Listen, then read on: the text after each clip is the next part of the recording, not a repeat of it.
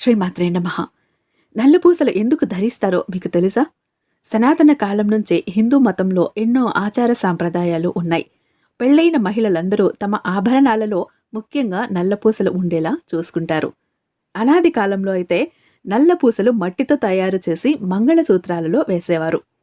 మట్టితో తయారు చేసిన నల్లపూసలు నిరంతరం కూడా వారి ఛాతీని తగులుతూ ఉండటం వల్ల స్త్రీల శరీరంలో ఉండే వేడి తగ్గించి గుండె సంబంధిత సమస్యలు రాకుండా కాపాడుతాయని పెద్దలు చెప్పేవారు. మట్టితో చేసిన నల్లపూసలని గౌరీదేవి దగ్గర పెట్టి పూజించి అవి గనుక మంగళసూత్రాలలో వేసుకుంటే ఆ గౌరీదేవి యొక్క అనుగ్రహం కలిగి భార్యాభర్తల ఇద్దరి అన్యోన్యంగా ఉంటారని నమ్మకం.